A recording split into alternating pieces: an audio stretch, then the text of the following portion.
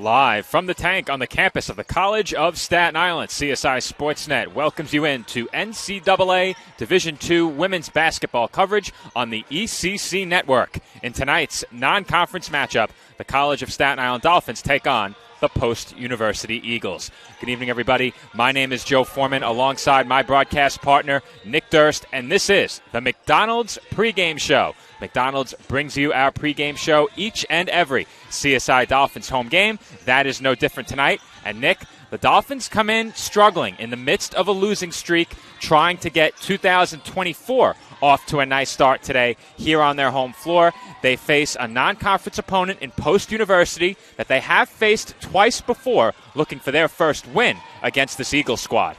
Absolutely looking to rewrite history here and get their first win against Post and get their first win of the calendar year right now. And the team is struggling a little bit, but they're going to be relying on some key players. Dana Phelan leading the team in scoring this year, averaging around 10 points per game. And, of course, Jennalise Alarcon right behind her with 10 points a game as well and around 7 rebounds per game. So look for those two to really lead the way for the Dolphins. And also another key player to keep an eye on, Joe, is Noemi Masinghe, who we saw at the end of the calendar year 2023 was injured. She, of course, is a big presence in the paint, and last time out these two teams played, she had a really strong game. Masinghe had 22 last time the Dolphins faced the Eagles. That game was played back on November 28th, 2021. Masinghe's line in that game, 22 points, 7 rebounds on 6 of 11 shooting, and 9 of 11 from the free throw line. And for the Dolphins, getting to the line, something that can really help to spark their offense.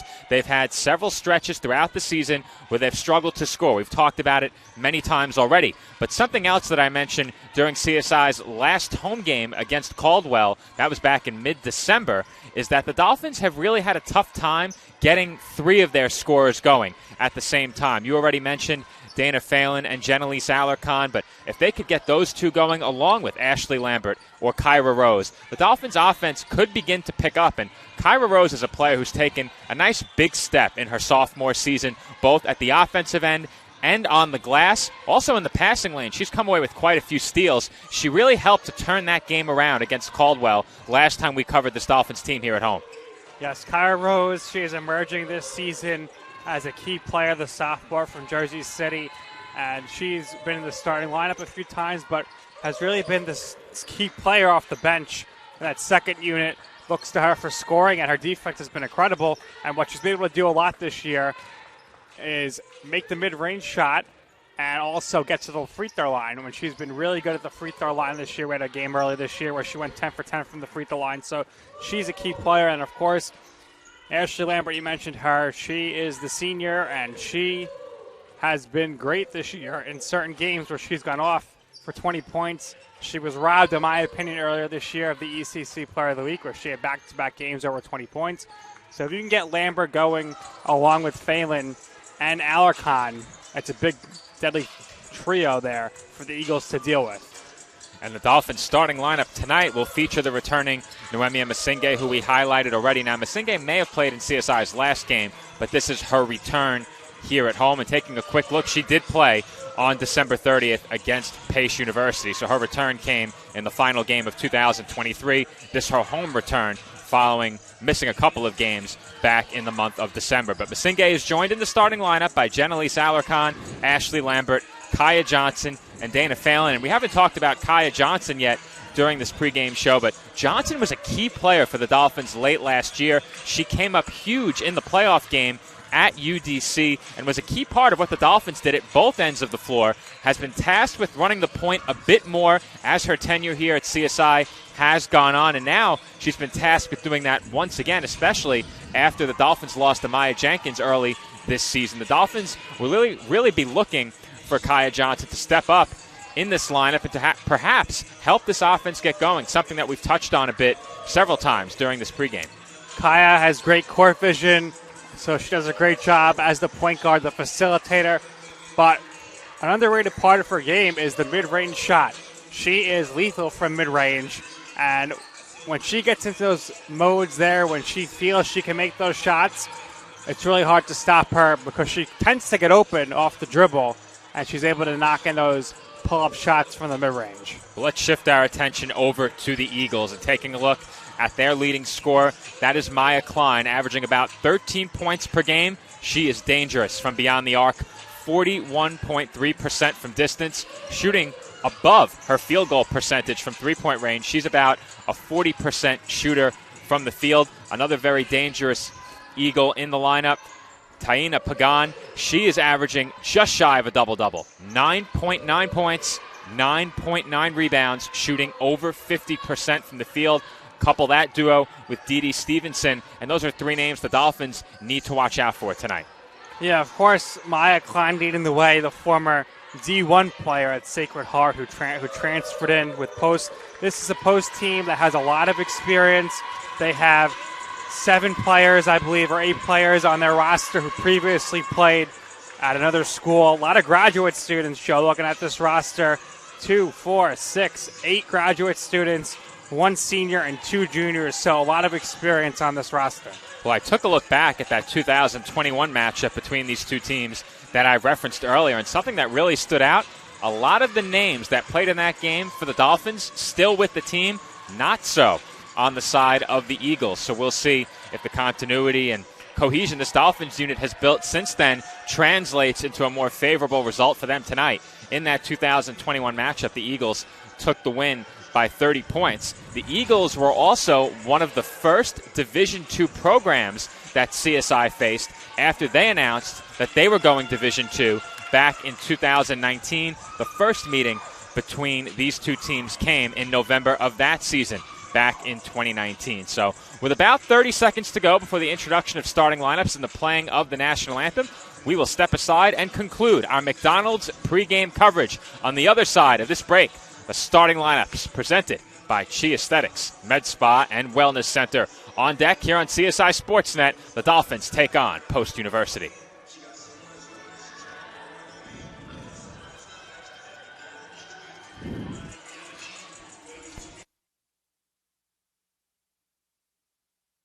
Chi Aesthetics, Med Spa, and Wellness Center. Our approach to beauty and wellness begins with a holistic plan tailored to the unique needs of our patients. When we consult with patients, we let them tell us what their problem is. We don't tell them what the issue is. We find out what they're looking for, and we discuss, and then we give them options. If you're looking to achieve radiant skin, you've come to the right place.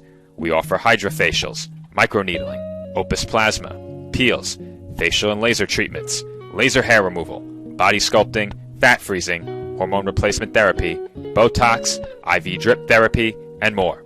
We are open Monday through Saturday and are located at 720 Forest Avenue, Staten Island, New York, 10310. We hope to see you soon. Visit our website at www.chiaesthetics.com for more information.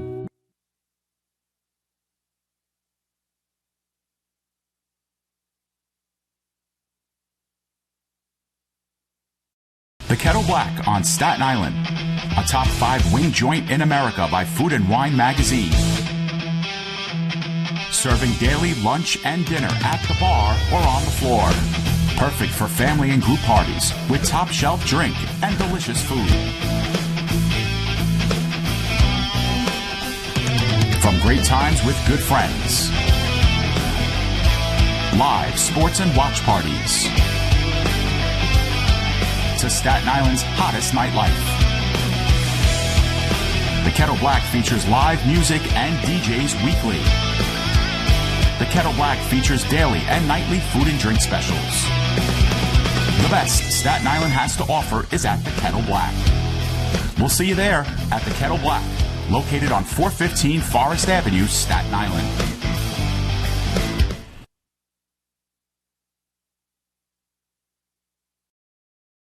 Hobra, a taco joint, Staten Island, where we're proud to have shared our family-first spirit with people from throughout New York City and the world. With indoor dining available both at the bar and on the floor. Or step outside for additional seating and an outdoor bar. Serving beer that's crisp, ice cold, and worthy of a day at the beach. Cocktails cocktails that explode with flavor. And great food made with the freshest and healthiest ingredients available. Events feature food and drink specials, live music, and the best of Staten Island nightlife. Your CSI Student ID saves you 10% on your dining order at Hobra. Visit us at 412 Forest Avenue, Staten Island.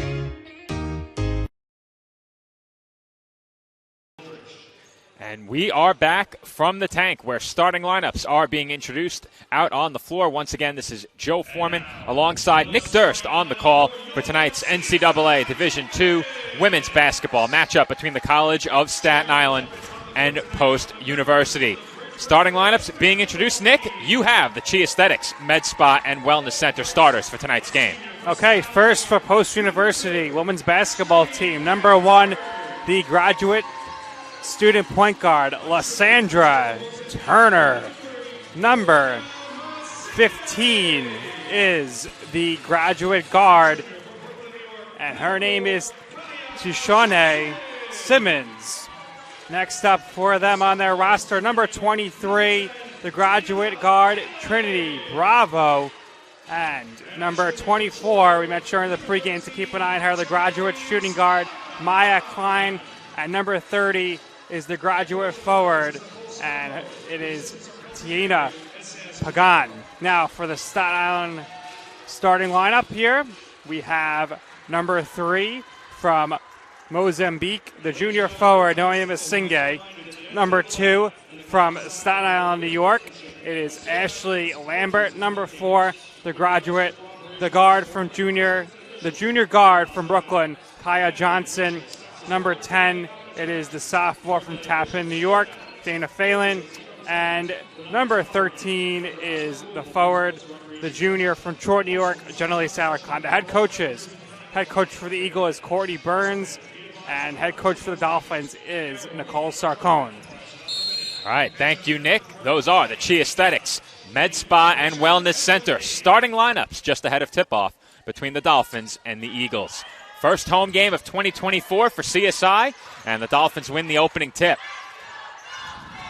Masinghe fakes the shot from beyond the arc and gives it up to Kaya Johnson, who will run the point to get things started for CSI this evening. Lambert finds Dana Phelan on the wing, and Phelan is off the mark from three-point range. Rebound by Turner. On the wing, Simmons sending it back up top to Turner.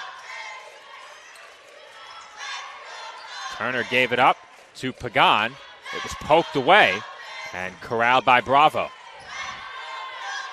Entry pass goes back into Pagan, working against Alarcon. The hook shot, no good, and rebounded by the Dolphins. Lambert for 3. No good. Rebound to the Eagles. Here comes Simmons. Quick start here for both teams, but no points so far. And that three-pointer is good from beyond the arc. It's Trinity Bravo. Bravo, one of the leading scorers for this post team.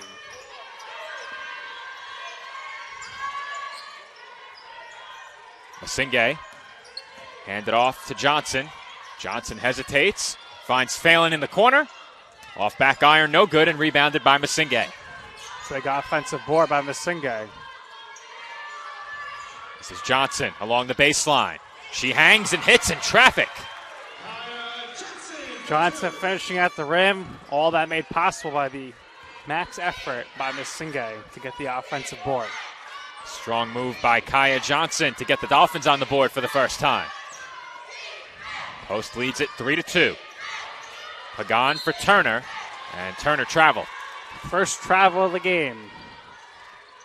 Second travel of the game. Here's the replay of that nice feed to Johnson, who lays it in.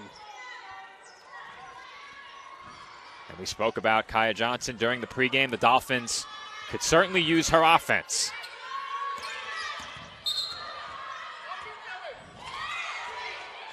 And the Dolphins are whistled for a moving screen there. That's a tough call. Well, Masinghe came in there and kind of got there at the same time, so that's the call.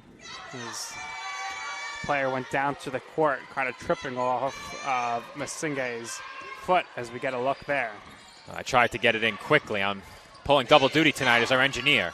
We'll slow it down in just a bit as that shot's strong and rebounded by Alarcon.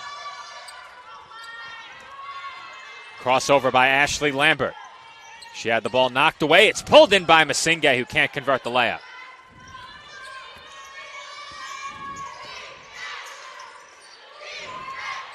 Turner kicks out. Now Bravo will look to drive, and she threw it away. But it will stay Eagles basketball. Here's one more look at that foul that went against the Dolphins. Very close. Not sure I blow the whistle there. That being said, I'm no aspiring official. Well, I think it's because the post player went to the court that the whistle was blown. That layup no good by Maya Klein. Nice head fake by Phelan, and she knocks down the runner. Nice job by her. We have a wire on the floor. Nick's going to take care of that.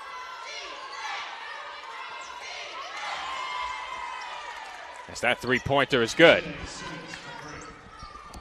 Simmons from beyond the arc. And she's on the board with her first 3 points.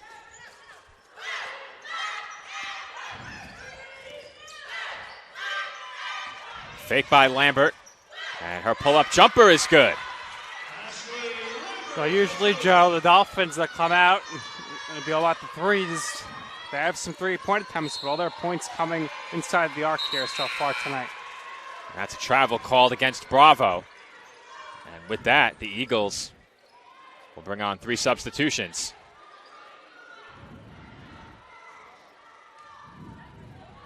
Dee Stevenson in the game, along with Naj White and Amaya Santiago. Starting 5 out there for the Dolphins. Score tied at 6. Johnson fades away. Nothing but net. That's what I'm talking about, Joe. When Johnson pulls up for those shots, she's always got space. White left open. Off the mark from 3. Masinghe has the rebound. Masinghe already with 3 boards. Lambert inside for Phelan. And Phelan was fouled.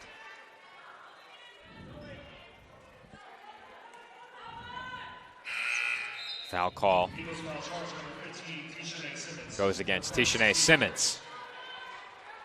Lizzie LaFaro checks in for the first time, and Dana Phelan, it's the bench for her. LaFaro for Phelan, with just under 6 minutes to play in the opening quarter, as Kyra Rose rises off the Dolphins bench. This is Johnson to the rim, reverse layup, no good. Here comes Stevenson, surveying the floor. White thought about the pull-up, instead kicks out. Santiago for Simmons for 3. Thought there was going to be a whistle there for a foul. Nice job by her to knock that down, fall to the ground. That's the second 3-pointer and 2 tries for Simmons. And the Eagles lead it by 1. Johnson for Lambert. Right back out to Johnson. Deep 2-pointer is good. Well, when Kaya looks to take her shot, she really can get things going quickly offensively, and you've seen that on her last 2 points. And another travel call goes against the Eagles. That will send us to immediate timeout. You have to like the aggressiveness from Kaya Johnson early in this game as she has the Dolphins in front, 10-9.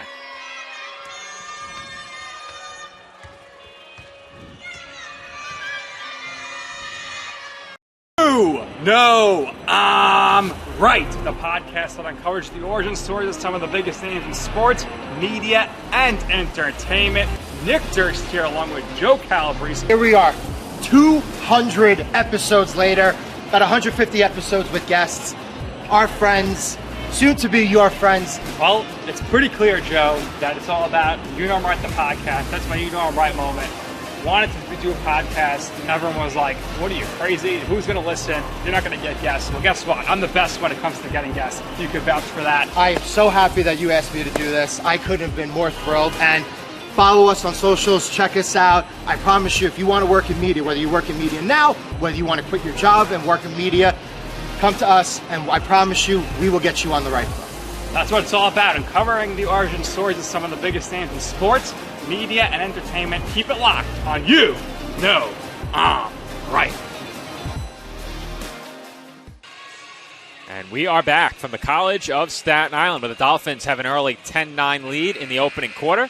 And Kaya Johnson has stepped up for the Dolphins offensively early in this game. I spoke about it during the pregame. If Johnson get to where she was late last season, that would certainly give this Dolphins offense a nice jolt. And she has done that so far early in this game. It is Dolphins basketball with CSI ahead by 1. Kyra Rose enters the game for the first time, and she finds a cutting Jenelise Alarcon for the and 1.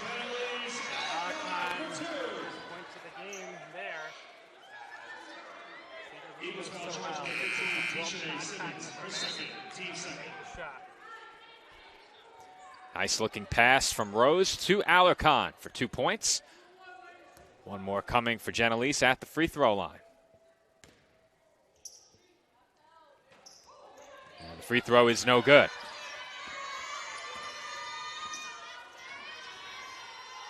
That was the first basket of the game for Jenelise, as that was tipped out of bounds, last touched by Kyra Rose and the Dolphins.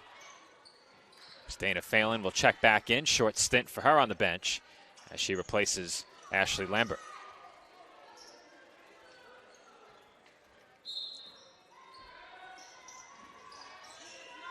Tishane Simmons with 6 points for the Eagles. Kaya Johnson with 6 for the Dolphins, as that's a kickball violation against CSI, and we'll stay right here.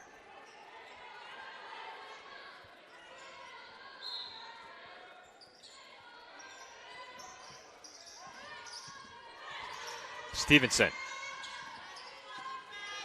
gives it up to Santiago, who looks to attack. And Stevenson bailed her out there, and Santiago was caught up in the air.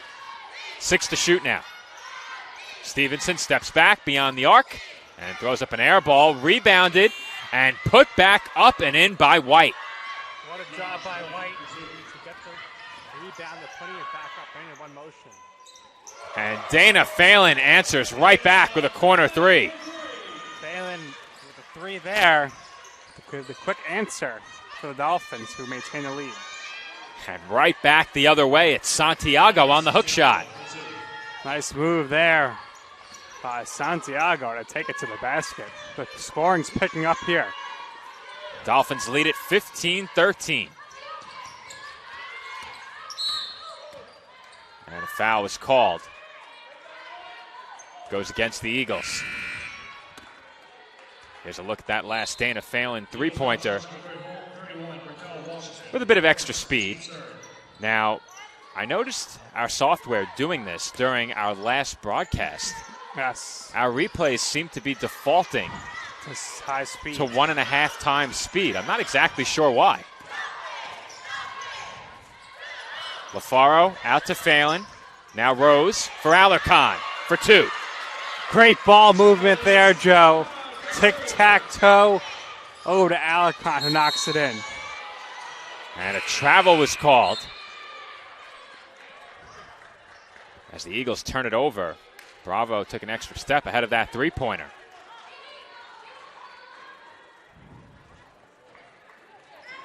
Dolphins in front by 4. And they will have it with just inside of 3 minutes to play in the quarter.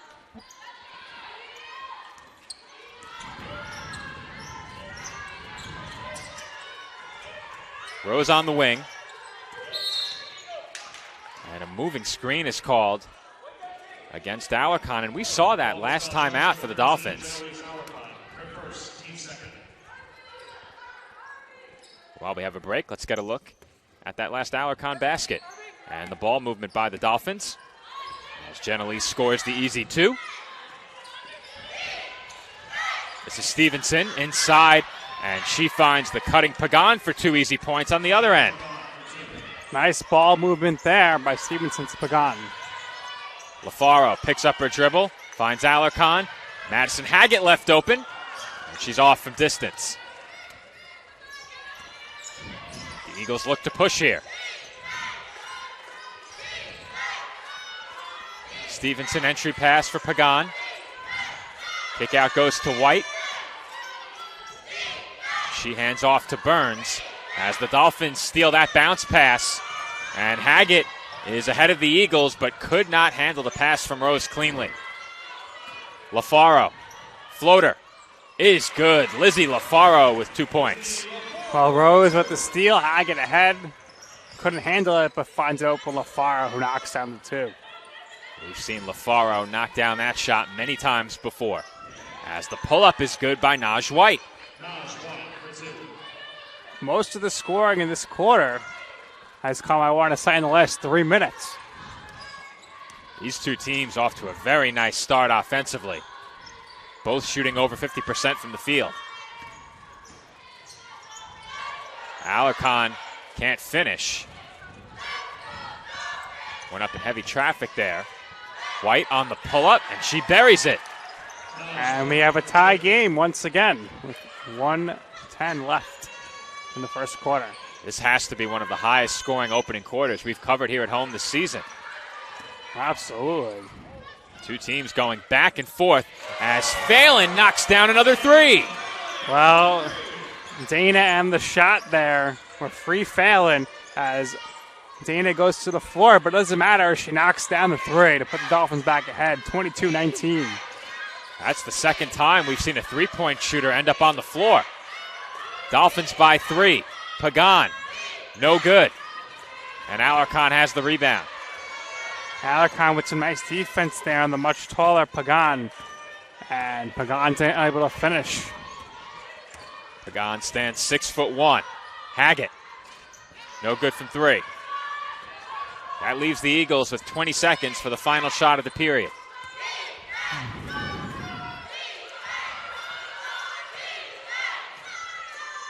Stevenson gives it up.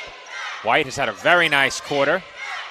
Thought about the shot, 2 to shoot, and the three-pointer is no good by Stevenson, as that will do it for the opening quarter. The Dolphins lead it 22-19. Strong offensive quarter for Kaya Johnson, 22 points up on the board for the Dolphins. You'll get a look at 5 of those right here. First, Lizzie LaFaro, floater in the lane. And then right after that, next trip down the floor for the Dolphins, it was Dana Phelan from beyond the arc. Here you'll see Phelan step back and connect from 3 as the Dolphins take a 22-19 lead into the second.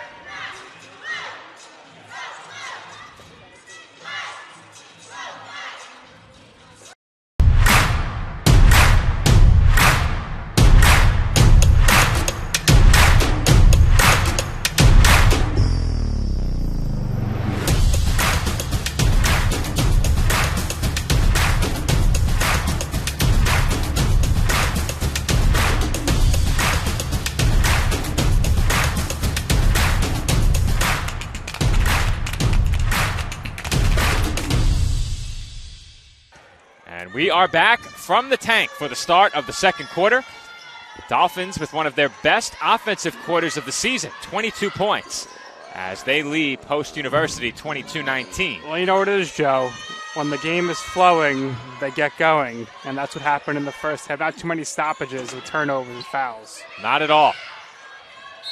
As the Eagles look to come away with their second offensive rebound of the quarter, but it was tipped out of bounds by Post. And it will be Staten Island basketball. Johnson, Lambert, Rose, Haggett, and Masinge, the 5 on the floor for the Dolphins. Stevenson, Klein, Turner, Pagan, and Bravo in there for Post. As we have a whistle against the Eagles. And I believe it was Bravo who picked up the foul.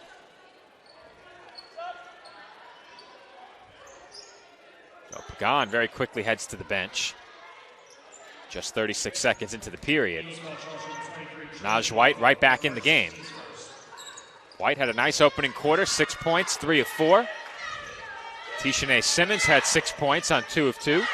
Both shots came from three-point range. Under 10 to shoot for the Dolphins. Haggett looks to drive. And she banks in the runner. Haggett, primarily a deadly three-point shooter, but if she's able to go to the net like that, it's going to be hard to stop her offensively. White out to Stevenson. She swings it to Turner, who puts up a runner of her own and knocks it down.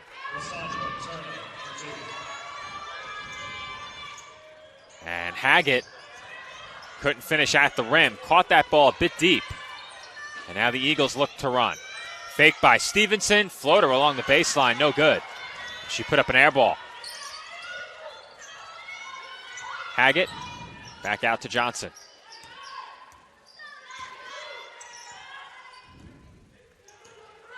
Now Lambert from well beyond the arc. No good. Well, like you mentioned in the pregame, Joe, Dolphins this year, you rarely ever see 3 of their scorers get going at once. It's usually one scorer has to carry the burden. Right now, today, it's been Phelan. And that shot is good. As Dee Stevenson hits the step back. Phelan has 8. Johnson has 6. Alarcon has 4. And I made the point during CSI's last game that it's unusual we've seen 3 Dolphins far exceed their scoring averages in a given game. It's usually been 1 or 2 players who have led the way offensively.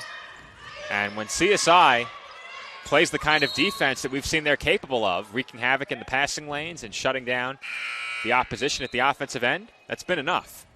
But when they haven't gotten that kind of defense, it's been much tougher. Certainly, I think the successful formula so far this season, the games they've won, has been if someone gets really hot from three-point range, good defense, and then Alarcon slamming the door shut in the second half with her interior scoring.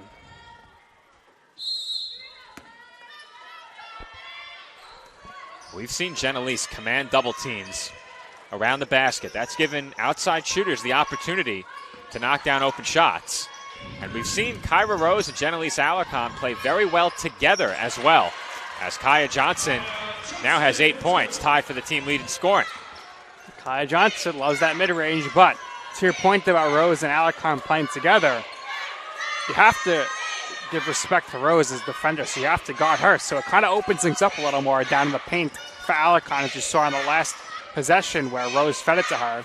Alarcon, as she grabs that air ball there, she then was doubled still, but she's able to find open Johnson in the corner to knock down the 2. Alarcon swings it to Haggett in the corner, and Madison was fouled. Now, we've spoken a lot about Kyra Rose and her ability to attack the basket, and how well she's passed is also evident in the way she's played early in this game and in the synergy she's had with Genelise Alarcon in other games we've covered. But the way that Kyra can attack the basket, if she puts that court vision to use and begins to move the ball around even more, that opens up opportunities where she'll certainly draw some double teams around the basket and other shooters will get open. Absolutely, and if that is the case and the shots can be made, Dolphins offense will certainly get going for sure. Dolphins now lead by 5 as Rose and Haggett head to the bench. Oyu Consola okay in the game. And Dana Phelan checks back in as well. That step back, no good by Klein. Rebound to the Dolphins. Outlet pass up ahead for Lambert. She finds Phelan, corner 3, no good. Didn't drop, but that was a heck of a pass by Lambert across court through a lot of traffic to get that to Phelan. Good-looking one-touch pass as Johnson rejects Stevenson at the rim. And that pass on the money for Alarcon. She can't get the bank shot to go. And the ball ends up out of bounds. It will stay with the Dolphins. That was another great pass there. And we'll see what the Dolphins draw up here. And this timeout by the Eagles on the inbound play. We've spoken about the CSI offense. How about the CSI defense right there? And then this outlet pass sets up Alarcon. She couldn't convert. But that rejection by Kaya Johnson keeps this Eagles team at 4 points as we are about 4 minutes into the second quarter after a quick 30-second break. We'll be right back.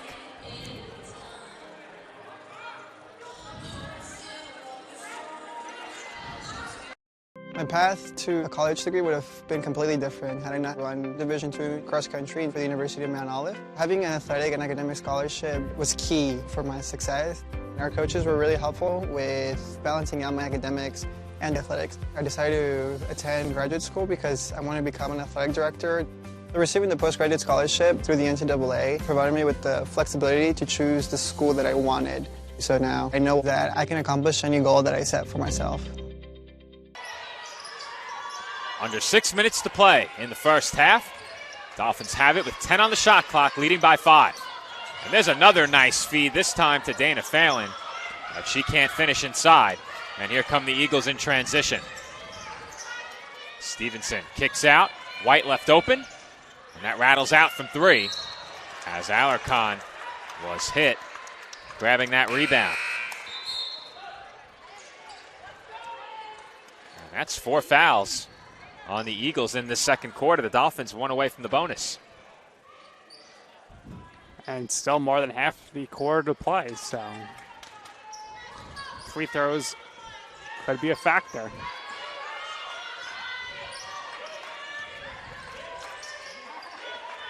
Johnson for LaFaro. She avoids the backcourt violation narrowly and finds okay for 3. No good, rebounded by Phelan. Phelan for LaFaro, wide open, splash. Lizzie LaFaro from downtown knocks it down. And when she is open like that, she's going to take the 3 and more often than not make it. Stevenson gave it up for Santiago, and the lefty bank shot rolls off the rim, no good. Dolphins with yet another stop. This is Johnson for okay. Too strong. Okay, looking to get her shot going. 2 possessions in a row where she tried a 3-pointer. She hit a pair of big threes in that comeback effort against the Cougars.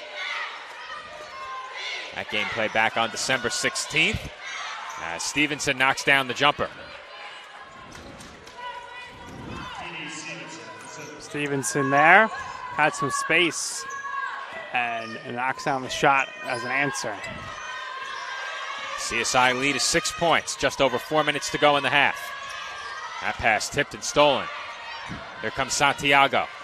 3-on-3 break, and great defense by Lizzie LaFaro. Lizzie's family behind you, Joe. They're loving it. Can't do any better than that. Defensively on the break. LaFaro, no good from 3.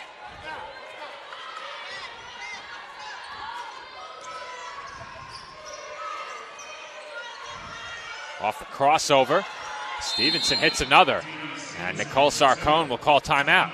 D.D. Stevenson now, back-to-back possessions with the big 3, the big shots, and this has trimmed the deficit even more. It's 31-27 here, as the Dolphins are high with 3:38 remaining in the first half.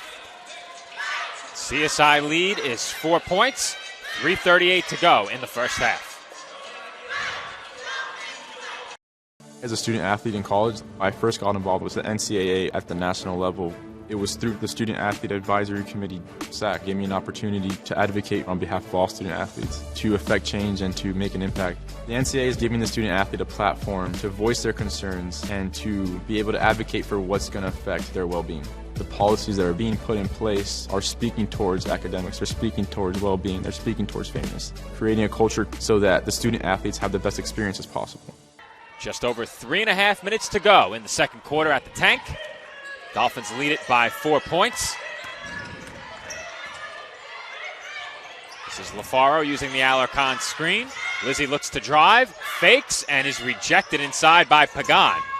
The loose ball finds its way to Dana Phelan. 12 to shoot. Johnson to the rim, and the layup won't go.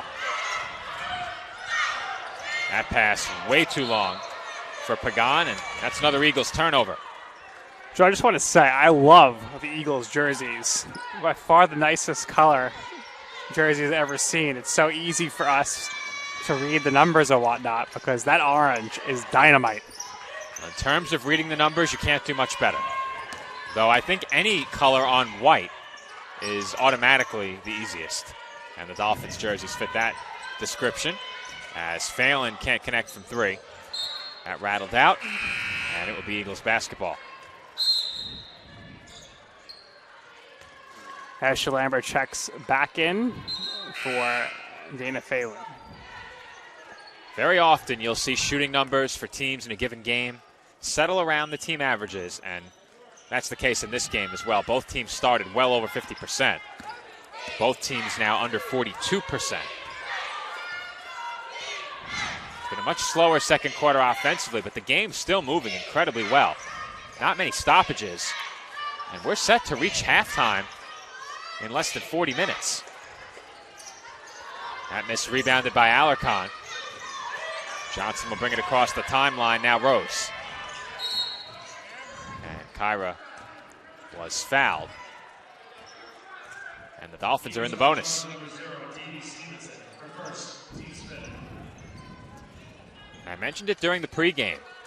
One thing the Dolphins certainly could do to help jumpstart this offense is get to the line a bit. And they've done that here in the second quarter. But that won't help as Rose misses the free throw. Yeah, 5 fouls for Post in this quarter. 2:23 left in it. See if the Dolphins take advantage of that. Rose goes 0 for 2 from the line.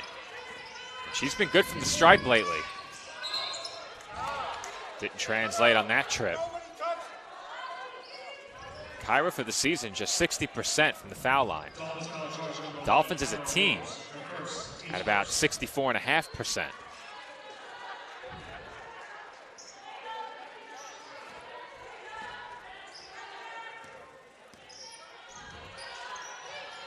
Stevenson uses the screen. Looks for the entry pass, and it was kicked. Can't give Stevenson too much space. We've seen it as of late, that she will take the shots if she's open. 3 Eagles tied for the team lead in scoring with 6, Stevenson among them, as that shot may have been partially blocked by Alarcon. And Janelise converts through the contact, count it, and one. She looks really shaken up. Gets to her feet now, though, but Janelise, I mean, she has been absorbing so much contact this season on both sides of the court. She is an absolute warrior. She gets up after knocking that down with the contact. No question about it. She takes a beating out there. That time, she is rewarded with 2 points and a trip to the line. And the free throw is good. Dolphins in front by 7. Under 2 minutes to play in the first half. Stevenson uses the Pagan screen and pulls up. And Stevenson now has 8. Like I said, don't give her too much space. She's knocking down her shots as of late, especially in this quarter. Stevenson now 4 of 9. As I think we had a foul, I think. An off-ball foul. So Tishane Simmons picks up her 3rd. That will send Alarcon to the line. And Nick, perhaps we spoke it into existence. The Dolphins with very well-balanced scoring tonight. Alarcon with a chance to be the 3rd Dolphin to reach 8 points. And she does. There it is. Dolphins will take it if they can end up with a couple of players in double digits, that's for sure. And Alarcon goes 2 of 2 from the line.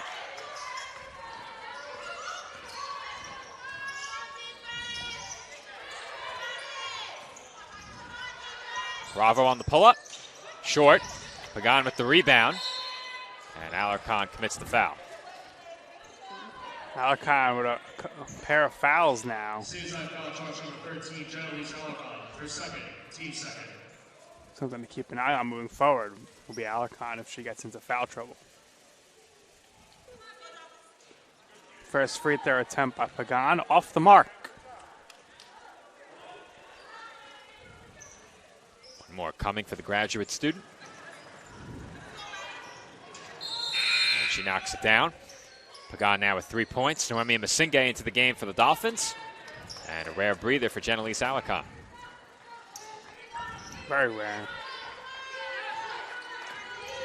Nicole Sarcone has been cycling players in and out of the game a bit more than usual tonight. And it appears to be working.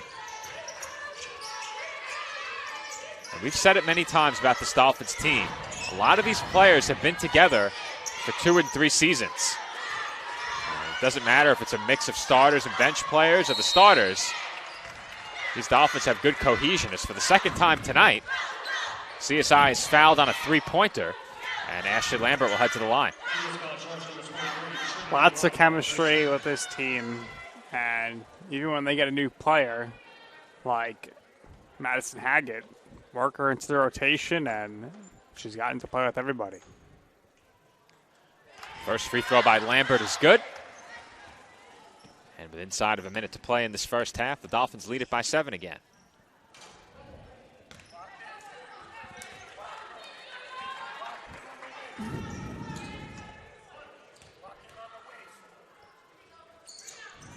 Lambert goes 2 of 3 from the line.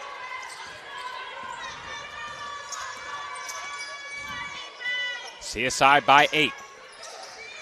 That is their largest lead. 3-pointer short by Burns, rebounded by Rose. Dolphins could go 2 for 1 if they really hurry, but I don't think they're going to. Faro is whistled for an offensive foul. We've seen quite a few of those called against the Dolphins these last 2 games. You know, Faro did not like that, but I mean, no one likes when they're called for an offensive foul.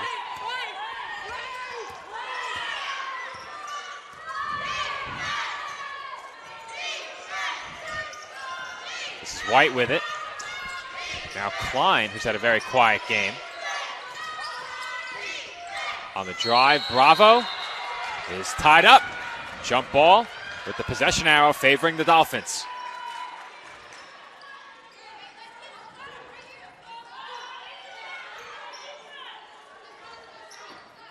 Defensively, the Dolphins now have pushed the Eagles below 40% shooting. CSI at about 43%, and they will have the final shot of the period. This is LaFaro using the Masinghe screen. Lizzie into the corner for Phelan. 3-pointer is up, no good. And we have a foul called, but that is only the 4th CSI team foul, and it comes with .2 on the clock. Well, no way the post gets a shot off here. So the Dolphins will go into half ahead by 8, 38-20. That'll do it. As we will step aside for just a minute, CSI women's basketball head coach Nicole Sarcone will join us on the floor for the TLC Physical Therapy halftime report after this short break.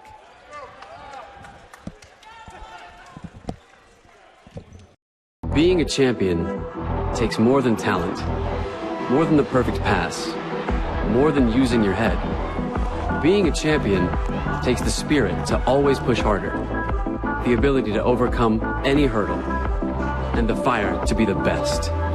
Welcome to Division II, where the pursuit is yours to create. And the question isn't, can you do it? It's, will you?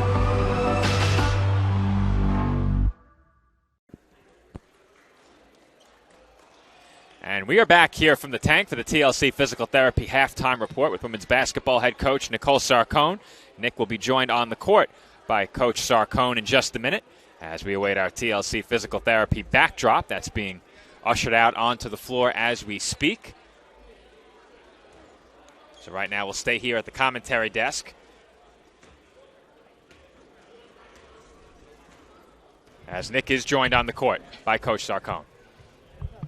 All right, thanks, Joe. We're here for the halftime report presented by TLC with head coach Nicole Sarcone. Coach, strong defense in the first half, especially at the end, forcing posts below 40% 100% shooting there. What'd you like about the defensive effort?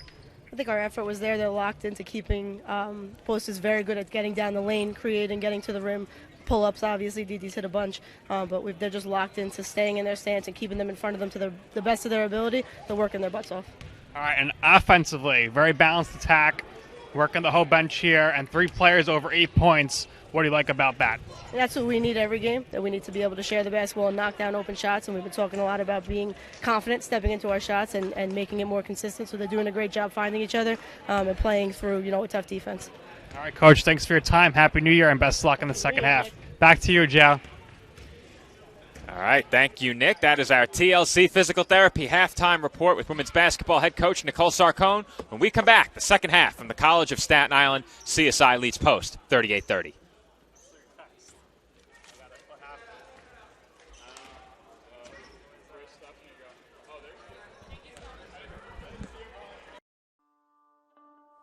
Basketball has a special place in my heart because of the experiences it has given me and the purpose I have found along the way. Basketball taught me that success doesn't require perfection. Rather, I should pursue excellence in everything that I do. Basketball has led me on a journey where I've accumulated numerous life lessons to value relationships, practice integrity, and demonstrate commitment. I've learned to welcome mistakes and not only accept adversity, but embrace it. It has the unique effect of eliciting talents in someone which would have otherwise lain dormant. It is something that builds character, an element that is essential to a player's growth and development. You sometimes wonder if all the mornings and late nights are really worth it. Then you look to your left and right, and you see your teammates beside you, and you know you're not alone. And it's comforting. When you're part of a team, there's a special joy in playing for something bigger than yourself. Basketball taught me how to embrace a community. Like music, it brings people together. When you make contributions to your team, your program, it's a rewarding feeling knowing the impact you have on the larger community when you observe how much it inspires the people around you.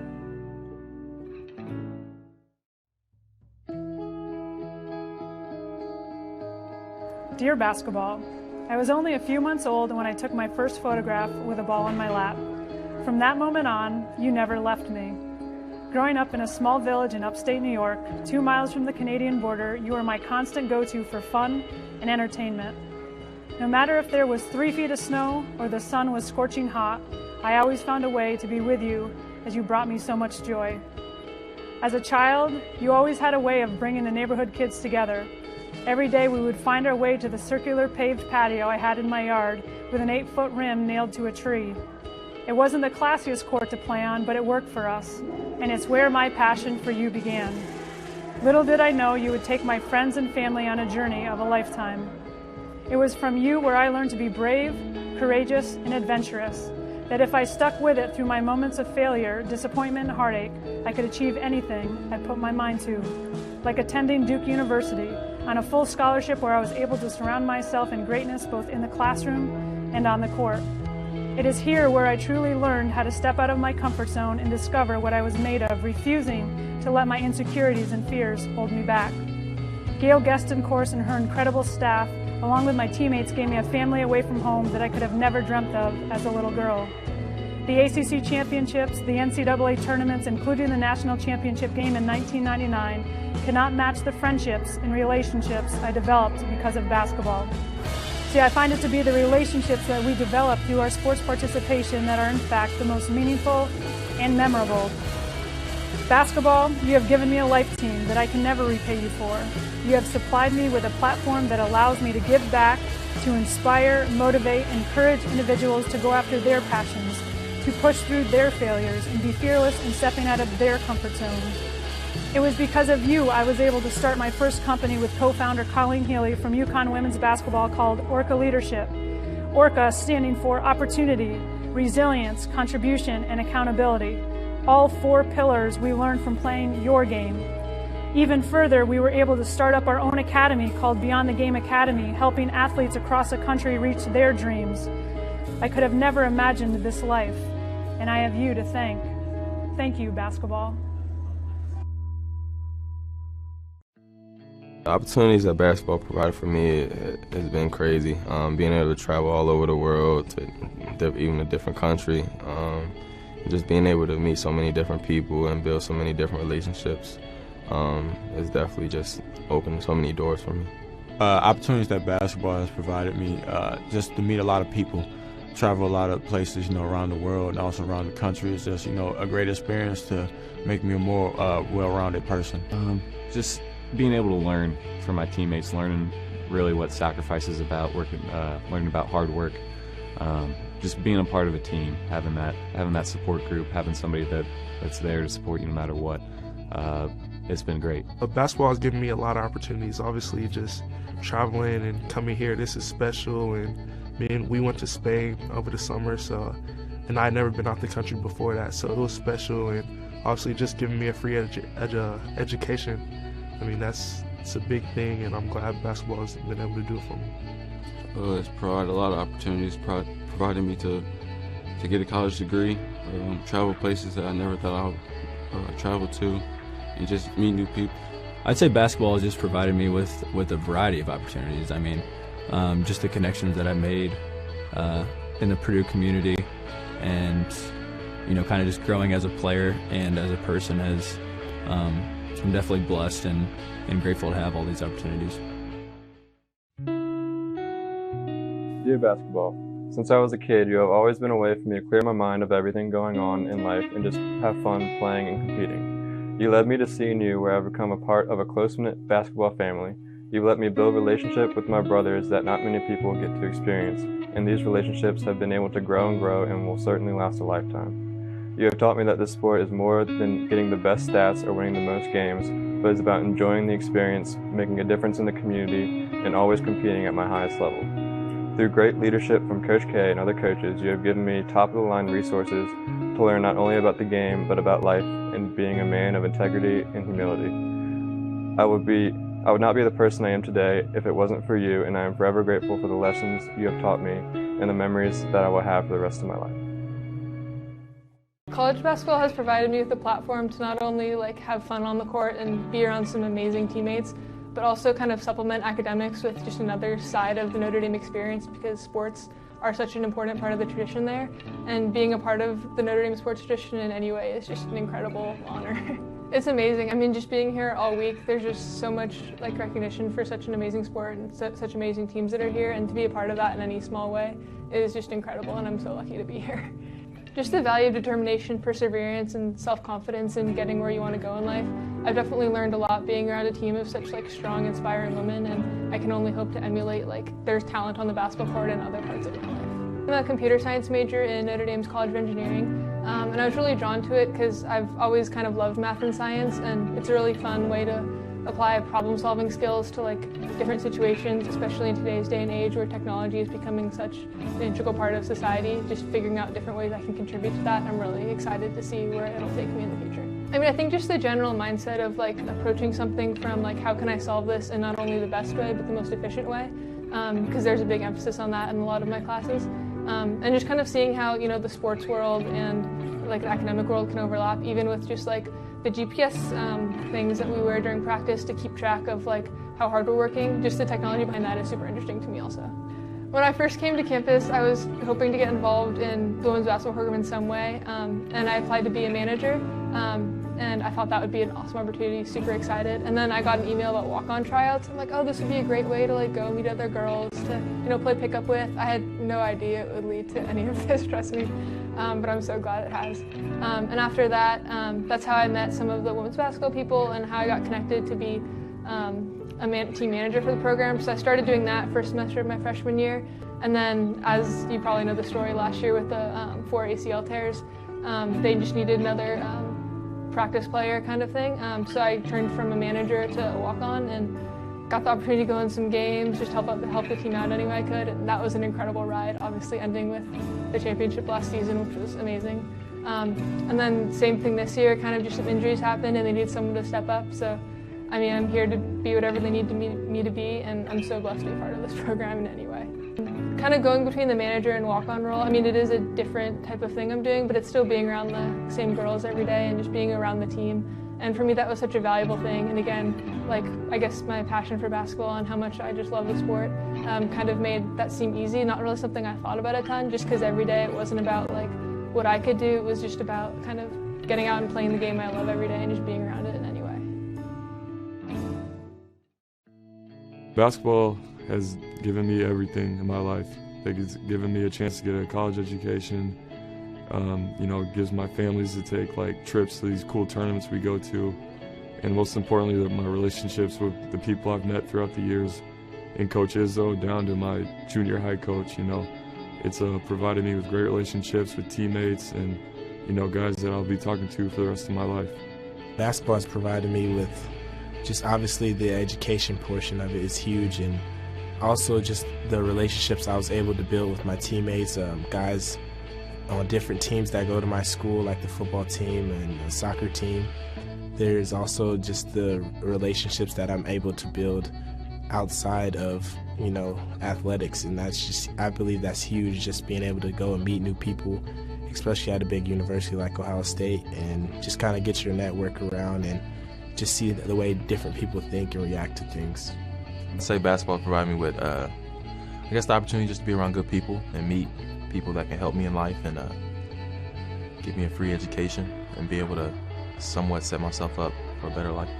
It has offered me the opportunity to go to college, to leave my hometown, travel the world, build outstanding relationships and friendships.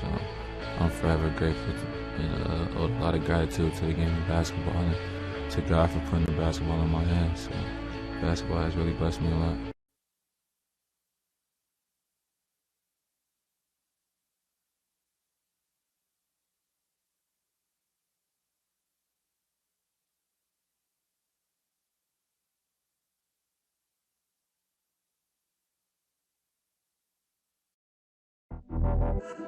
Champions know how to seize opportunities. When they see moments of greatness unfold right before their eyes, they push as hard as they possibly can, and then they push harder. Because the heart of a champion never settles, never quits, and never stops giving its all. We are champions. We are Division II. We go big, we give it everything we've got, and we win. On the field, on our campuses, in our communities, for our causes, in our careers. We rise to become champions in everything we do. We are Division II, and there are no limits here. We make our time count. We set our own path. We become champions on our terms. It's time to up your game, because we're here to play and learn. But most importantly, we're here to discover ourselves, our vision, our heart, our drive, to achieve every goal we aim for, because we want to be champions at the highest level, life. At Division II, the opportunities are here. Are you ready?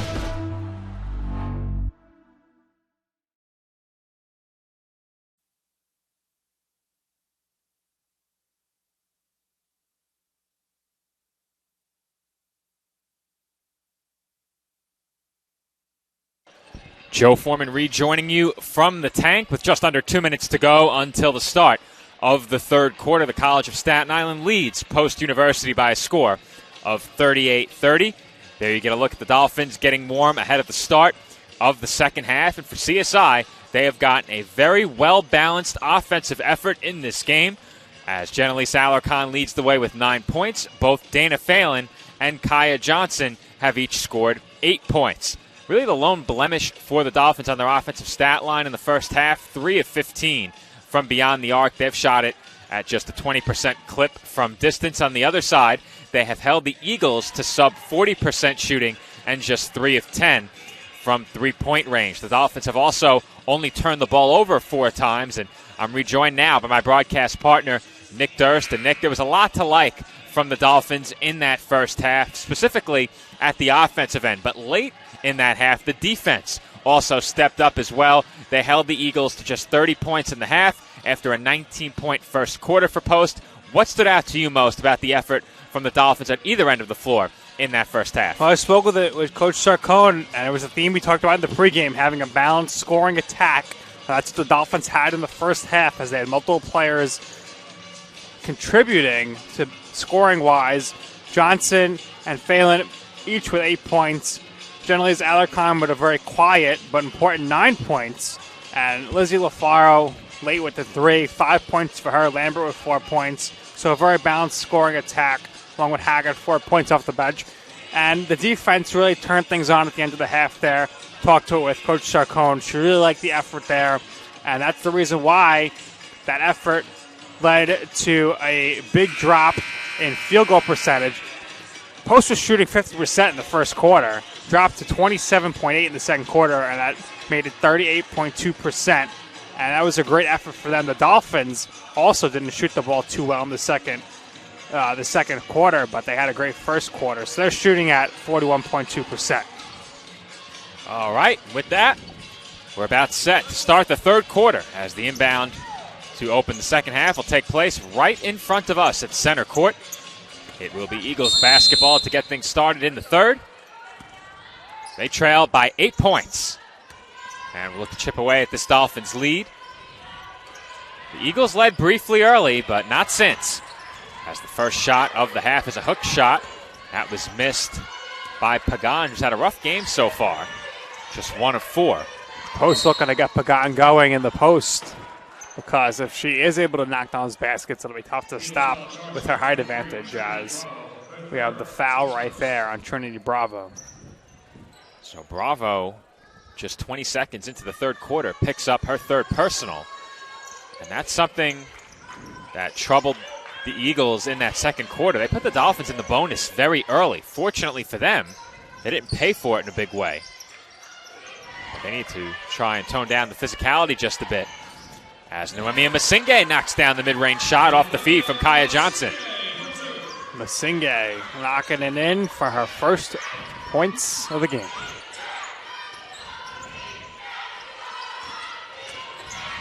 All but 2 Dolphins who have entered the game have scored. This is Turner. And her pull-up off the mark, tipped and rebounded by Pagan. That opens up Bravo for 3. It rattles out, and Alarcon has the rebound.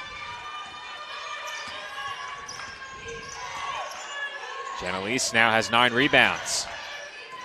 9 points, 9 boards. Lambert can't connect from the mid-range, and Turner will bring it up. Turner out to White. Now Bravo to the rim, met by Alarcon and fouled.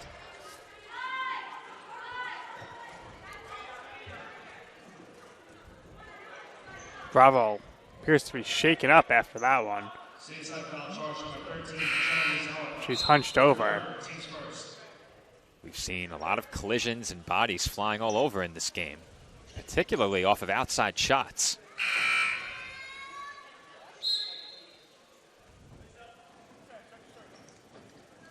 Kyra Rose will check in for Genelise Alarcon. Alarcon just picked up her third foul.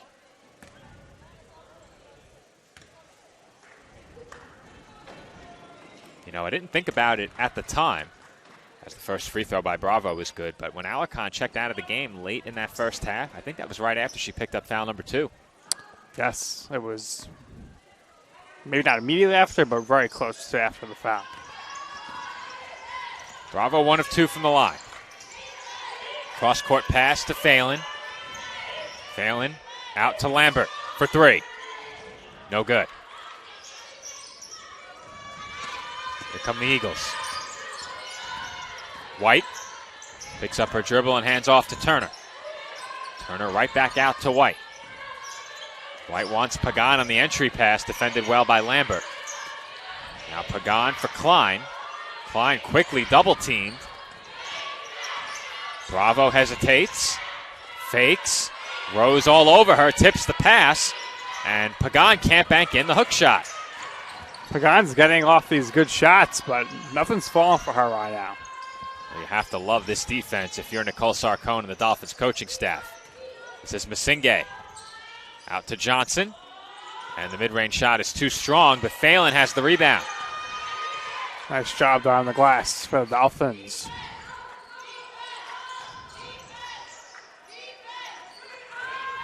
Johnson jab steps, drives, and kicks out to Lambert. And Ashley's 3 is good.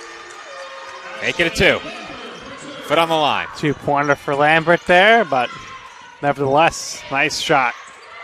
That corner has been giving us fits these last 2 games. And you can see it today, though I think the official was standing in my way. Fair enough. I think Lambert thought it was a 3. And so Sure she she kind of did. gave like a little bit of a hand wave to the ref after. We'll have to go back to the live stream. And unfortunately, at least for the last several days, the ECC network website has been down. I think you're able to view live games, but on-demand games I have not been able to view online. I've had to use the app only. Oh, boy. It's mildly frustrating. But the live game is playing correctly. Santiago kicks out with 5 to shoot. And Stevenson traveled. We'll check that 3 on our second screen. Unfortunately, we can't share that on the broadcast, but we'll take a look. Dolphins' lead is now 11 points. Feed inside from Masinge, a good one, and Noemia finishes the layup. Noemia coming alive here in the second half. All for points coming in this period.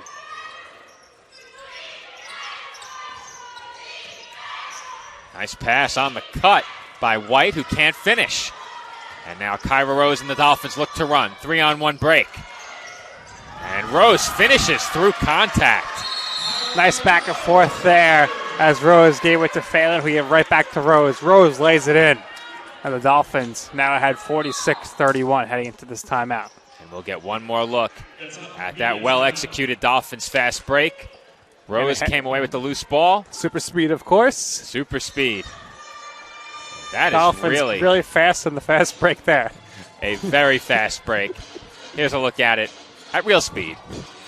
I cannot comprehend why our replays have defaulted to ×2 speed, but there you see it in regular speed. As the Dolphins extend their lead to a game-high 15 points, that forces the Eagles to call a timeout. Nick, this is about as well as we've seen the Dolphins play at both ends of the floor over the last couple of weeks or so. Certainly a great effort on both sides of the court right now, and scoring right now in this period with Alarcon on the bench. That's a good sign of things with the offense when you're able to move the ball and still play good defense as well with her on the bench. Perhaps I misspoke just a bit. This is certainly as well as we've seen the Dolphins play at both ends of the floor in the last couple of weeks. We haven't seen the Dolphins play in the last couple of weeks here at home, but it's been a while. Going back to the last few games, probably the last 4, this has to have been the best stretch the Dolphins have had. We won't see the Dolphins play again until January 20th here in the tank, I think. The women are here on the 17th. Okay. They have a game against Lincoln University of Pennsylvania. That game on January 17th. That would be a Wednesday night. So that will be our next women's basketball broadcast. Our next broadcast will be on Saturday when the men play here at home. That game against Franklin Pierce University, as Pagan threw up a wild shot there. She's really struggled. She's now 1 of 6. Pass into traffic. One touch pass by Rose. And Phelan can't hit the 3, but Rose continues to fight for the rebound, and the Dolphins keep possession. Yeah, Turner there. She tried to get the ball away from Rose, and she ended up knocking out of bounds. So the Dolphins maintain possession. This may end up being one of those games where Kyra Rose doesn't score many points. She has just 2, but she has made a huge impact on this game in a multitude of other ways. As that will be a blocking foul. Rose with 2 points, a couple of rebounds, 3 assists, and a steal. Plus her impact at the defensive end and boxing out on plays where she hasn't necessarily ended up with the rebound. Certainly has impacted the game. No question.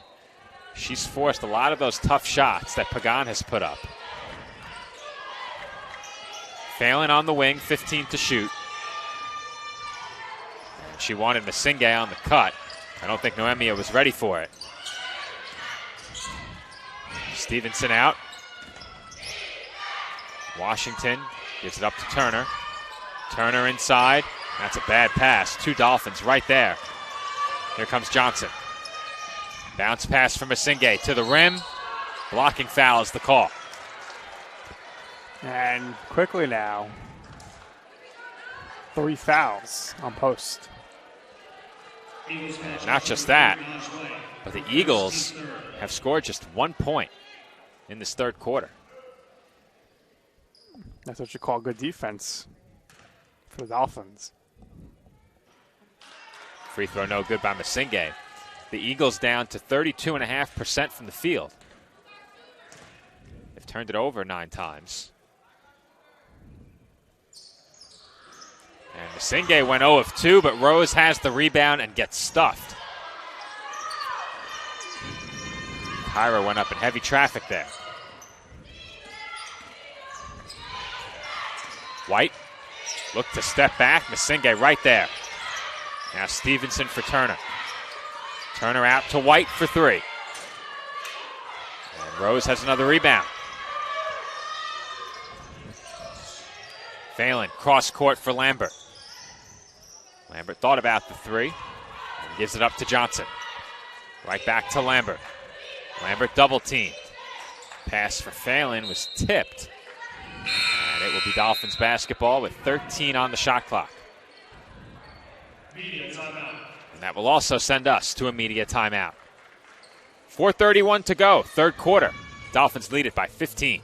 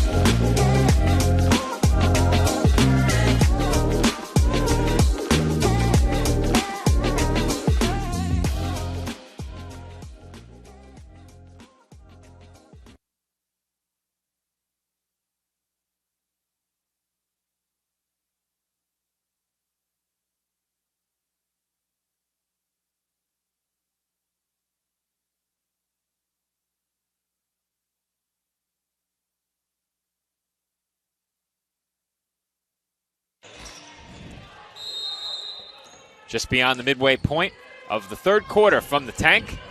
Dolphins lead it by 15 points. They have 10 to shoot. LaFaro inside from Masinghe. And that was knocked out of bounds by the Eagles.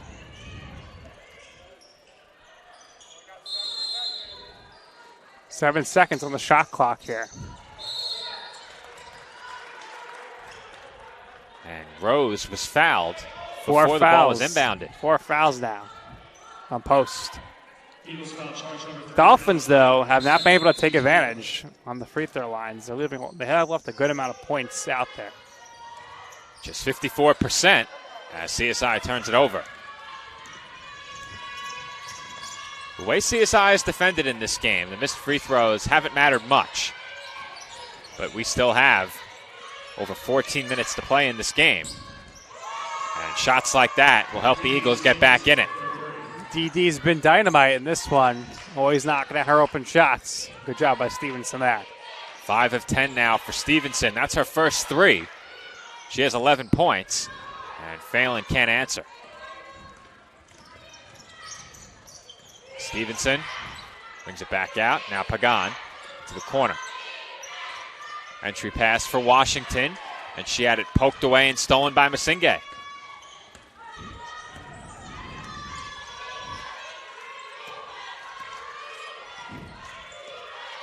Johnson surveys the floor and finds Phelan. Now Johnson has it back and sends it to LaFaro. LaFaro and Phelan play catch. Now Rose for Phelan for 3. Splash! Phelan with a great season so far.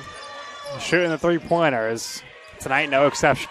That's just another example of more good Dolphins ball movement as Pagan has an easy 2 at the other end. But the Dolphins have moved the ball really well tonight. And the assist numbers attest to that. Phelan, Johnson, and Rose all with at least 3 assists. And now Rose has 2 more points. Rose getting rewarded with some points there after a great half so far, great quarter so far for her with the ball movement and defensively. Well, there's a look at the Phelan 3, and in just a moment, we'll get a look at that last basket by Rose as she went up and finished in heavy traffic. And Kyra Rose has really had a very complete game tonight. And here we get a look at the feed by LaFaro, setting up Rose under the basket. The Dolphins' ball movement in this game has been as good as we've seen it as a unit. And another example right here on your screen. There it is, good ball movement, and Rose finishing with some traffic in front of her. And that prompts a timeout by Post. And as they break huddle, we will stay right here. The Dolphins leading by 15 once again. The Eagles have made a couple of baskets over at the offensive end, but they need to find a way to stop this Dolphins team. They've had trouble so far, and they need to start making more of the baskets as well here, as they're still shooting well below 40, only 35% now from the field. In most cases, when the Dolphins have shot around the 20% mark from 3, which is about where they're at right now, they have not fared well offensively, but done a great job tonight getting easy baskets around the rim and getting to the line. That has helped them build a nice lead, but Bravo goes to the basket, draws the foul, and finishes. She will head to the line for one more. Good job there by Bravo, waking her team up a bit. The Eagles needed that one, as it looks like they've really begun to find their footing at the offensive end of the floor. These last few trips down have looked a lot better for Post, but they need to couple that with some stops. Dolphins hope to keep rolling at the offensive end. And it looks like they're going to allow Rose to run the point, as Masinghe couldn't finish the layup. And we've seen a bit of that. Good feed there from Rose. I think Kyra's certainly capable, as is Lizzie LaFaro. And I think that pass caught White off guard. It's another Eagles turnover. Dolphins 4-on-2 up the floor. Rose banks it in, and CSI is back in front by 14. Rose finishing at the rim here in this half. Dolphins have also executed well on the break. That has helped them quite a bit in this game. Bravo out to a wide open Simmons, and Simmons can't hit. Just felt like the Eagles needed that shot to go. That's Simmons' first attempt since the opening quarter. Rose inside for Masinghe, and that pass into heavy traffic is stolen. The Eagles now look to push a bit. Bravo left open. Can't make the Dolphins pay. And that was tipped out nicely by LaFaro. Outlet goes to Phelan. Phelan for Rose. It was tipped. And it will stay Dolphins basketball. Well, 58.3 seconds left here. So, decent job for Post, as they have not gotten in the bonus with the fouls. And just saw a really interesting sequence there as Pagan checked in and she collided head-to-head with the referee. That's unusual. She was holding her eye and he was holding the back of his head. That last three-pointer no good by LaFaro. Dolphins lead remains 14. Chance here for the Eagles to go 2 for 1. And Pagan can't finish the layup, but will head to the line for 2 shots. Dolphins foul charge number 3, Noemi Masinghe, her third, team's fourth. And the ref and Pagan exchanging words after they collided, as she substituted in before.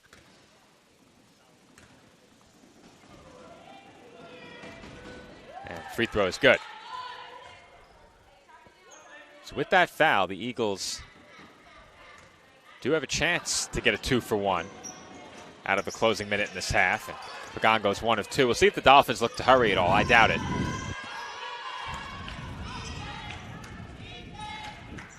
CSI lead is 13 points. This is Haggett.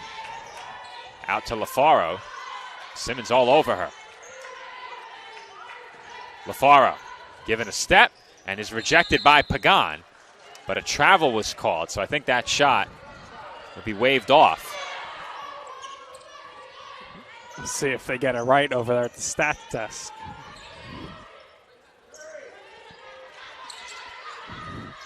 I see Nick looking over, so he's going to make sure they got it. But that was a travel, officially. Nick Lou and no nonsense Nino over there tonight. And that foul is called on LaFaro. The shot goes down and one. And that will send Naj White to the line.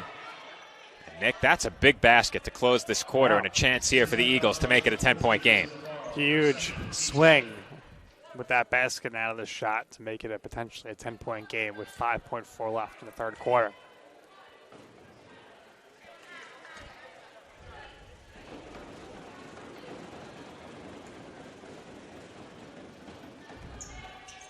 Free throw too strong, and LaFaro has the loose ball. 3 seconds. Masinghe heaves one up. No good off glass. And that'll do it for the third quarter. At the end of 3, CSI's lead is 11 points. Our score entering the fourth, Staten Island 53, Post 42.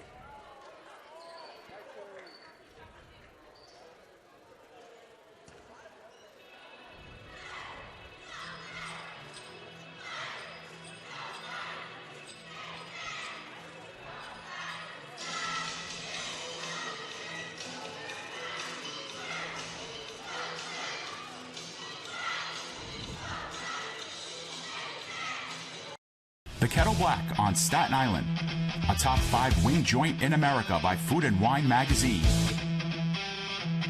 Serving daily lunch and dinner at the bar or on the floor. Perfect for family and group parties with top shelf drink and delicious food. From great times with good friends. Live sports and watch parties. To Staten Island's hottest nightlife. The Kettle Black features live music and DJs weekly. The Kettle Black features daily and nightly food and drink specials. The best Staten Island has to offer is at the Kettle Black. We'll see you there at the Kettle Black, located on 415 Forest Avenue, Staten Island. Start of the fourth quarter from the College of Staten Island. The Dolphins lead it by 11 points. Our score, Staten Island 53, Post 42. Dolphins looking to bring an end to their losing streak. As Rose will send it back outside. Lambert traveled.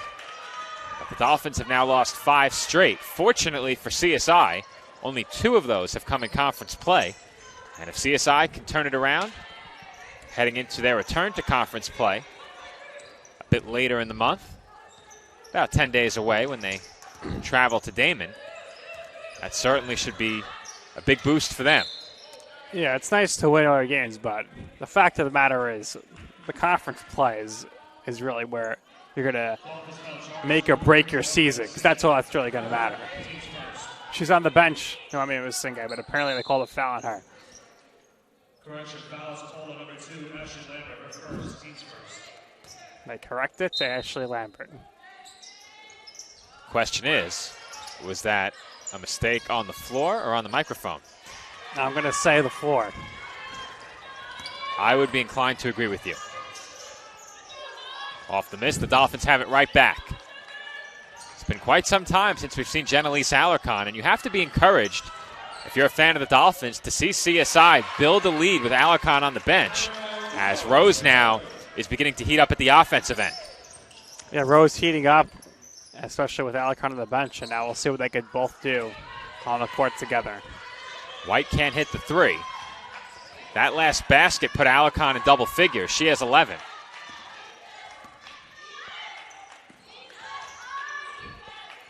This is Johnson on the wing. And she gets right to the basket where she is fouled. Bravo will pick up the personal.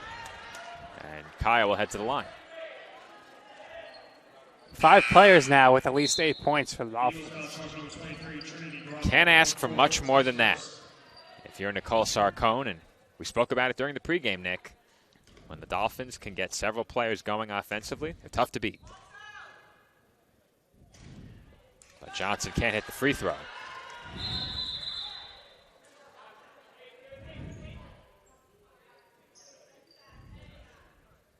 Johnson and Rose each have 8.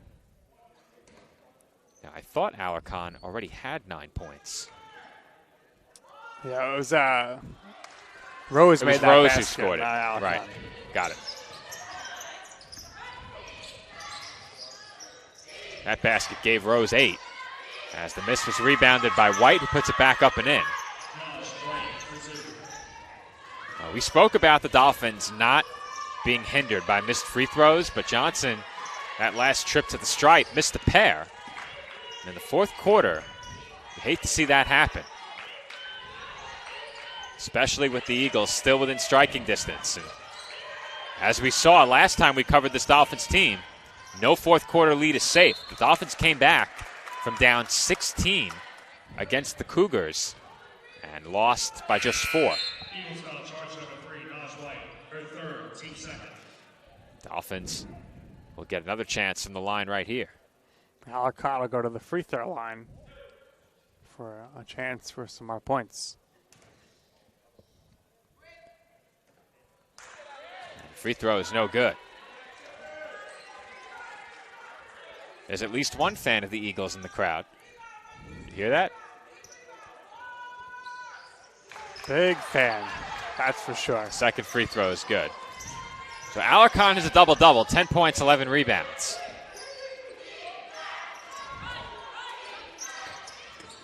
White on the drive. Was almost tackled by Johnson. No basket. And the Dolphins quickly pick up their second team foul.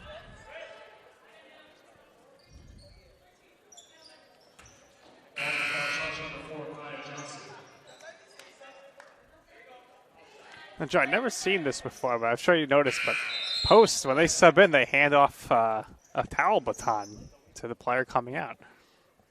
I did notice that right when you did, about a possession or two ago.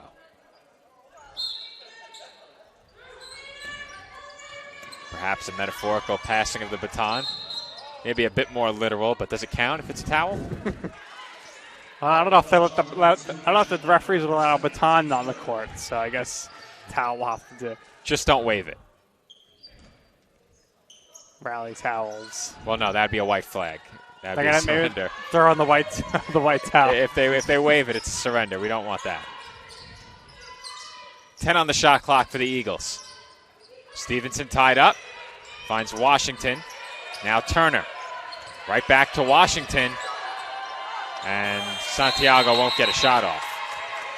Good defense by the Dolphins there, as Post is unable to get a shot off. CSI defense tonight has been stifling. CSI looking to close out a win and get back in the win column within one game of the 500 mark. Just under 7.5 to play, still plenty of time for the Eagles. Lambert almost lost it. Now Johnson with 10 to shoot.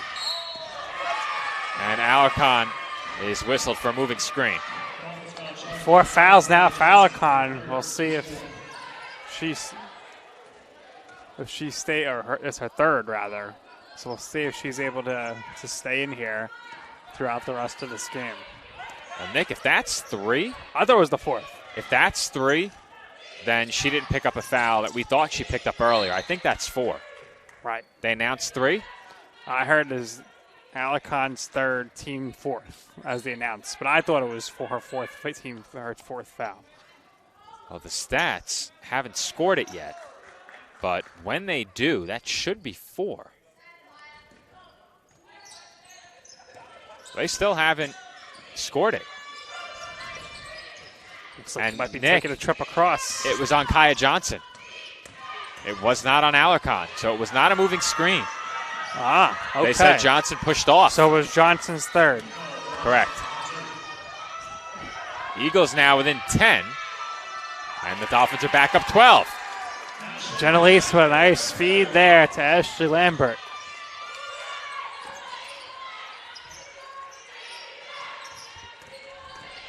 Santiago can't connect on the floater. Rebound loose and pulled in by Johnson.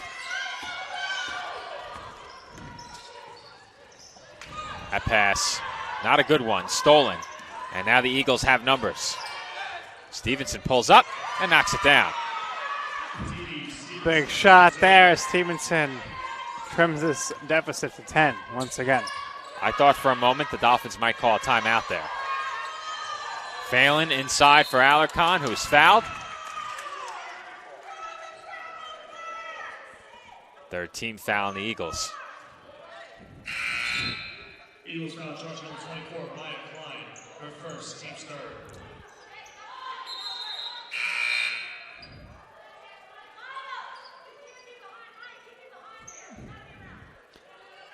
Pagan passes the baton to Santiago. Santiago to the bench. Pagan back in. And that was off the Dolphins, out of bounds off Johnson's knee. So it's a 10-point game. Post with a chance here to pull to within single digits. Post going with a lot of height right now between Pagan and Washington. We'll see if they're able to take advantage of that in the post.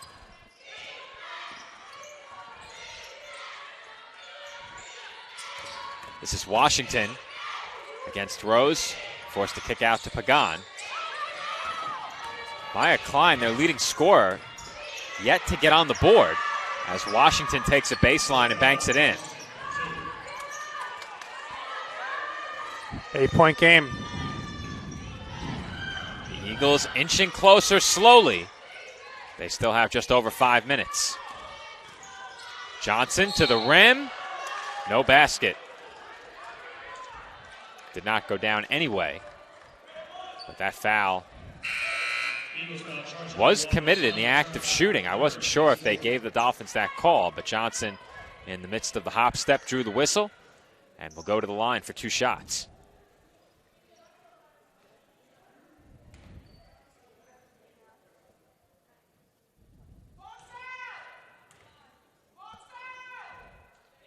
Free throw is good.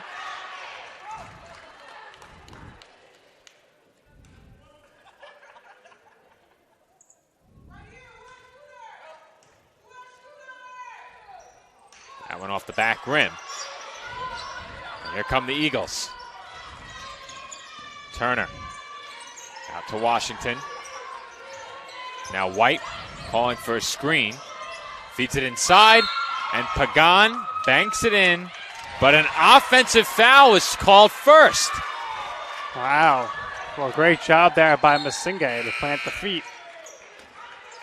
That's a big call, as that would have made it a 7-point game.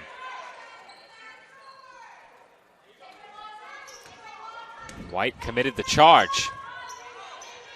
And that's a huge play. You said it by Masinga. Job well done on the inside. Dolphins have it back, leading 59-50 as Lambert was pushed. Turner can't believe it. I thought it was clearly a push. That's 5 team fouls. So the Dolphins will be in the bonus for the next 4:55. But we will have a media timeout ahead of these CSI free throws. So when we come back, the Dolphins lead it 59-50. Ashley Lambert headed to the line for 2 shots.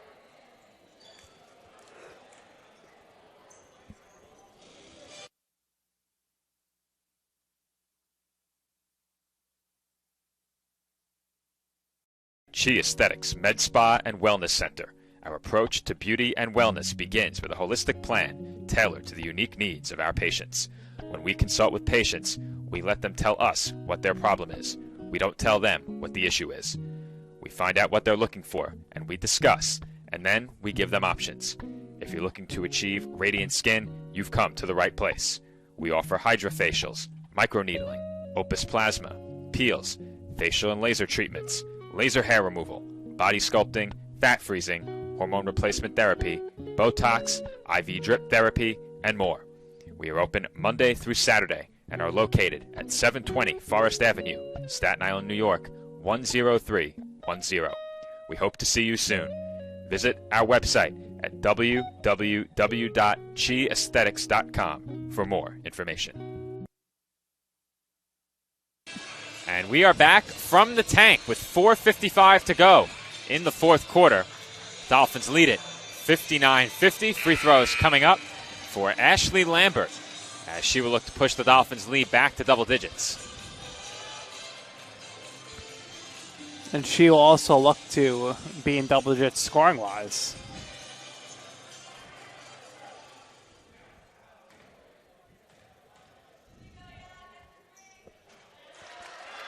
Lambert's first free throw is good. She now has 9, and as you mentioned, second free throw here would put her in double figures.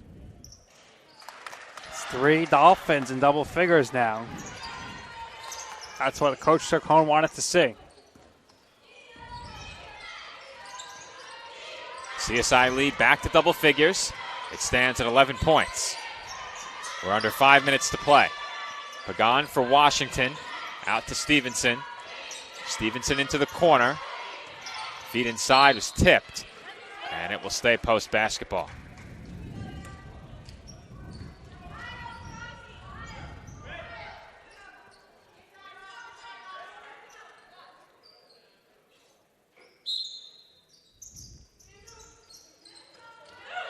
On the shot clock. Washington backing in, throws it off the side of the backboard. But Stevenson is left open and put up an air ball. That possession hurts if you're the Eagles. Needed a basket there, certainly. And we'll see if the Eagles in a little bit turn to the foul game. What's killer on that possession is how much time came off the clock without a basket. Then ended with an open look as Johnson got away with a travel there. And the Eagles bench not happy, and they're certainly right to be unhappy. That was travel. Dolphins get both one. Big time. I mean, I thought that was obvious.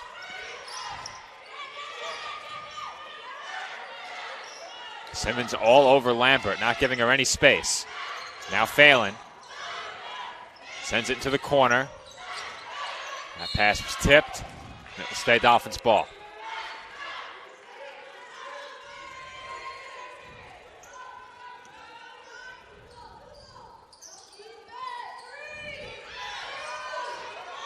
Four seconds on the shot clock as Phelan can't connect from 3. Now, the Eagles bench started the countdown early, and I think that might have made Phelan rush the shot a bit as the Dolphins force another turnover. Gamesmanship. Lambert with the floater is a bit short, and Simmons has the rebound. 3:40 to play. Eagles need baskets. Have to start thinking about the clock as that three-pointer is off by White. Stevenson attacks, lost her footing, but she is bailed out by a kick ball. Bravo's going to check in for Pagan for post. The Eagles have upped their shooting a bit later in this game. They're at about 36%, but they've had a really tough time getting quality looks in this game.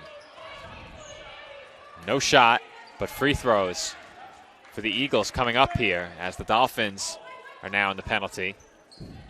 Bravo will head to the line. That's Noemi Masinge's 4th. She will head to the bench, and Kyra Rose will check back in.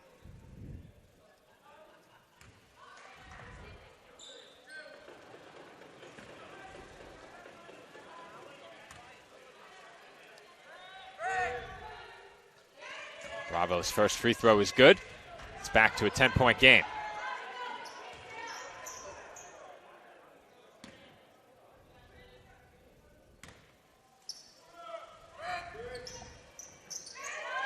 Second free throw is good.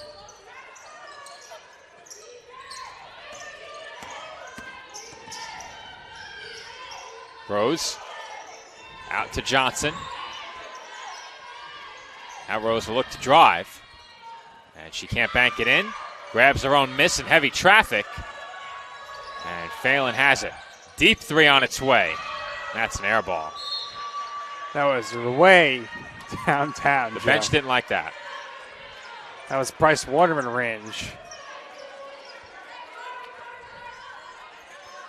That was a long three-pointer. Good, 4 or 5 feet behind the three-point line. That was well beyond the arc.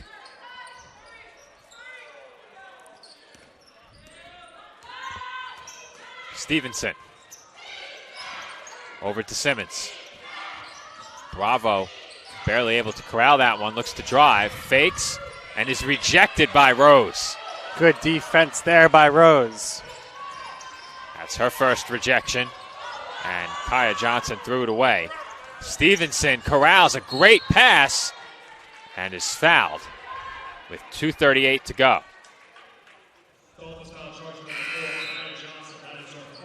Makes these free throws only be a 7-point game. So that's Kaya Johnson's fourth. She will head to the bench. Lizzie LaFaro in. And Stevenson will head to the line for 2 shots.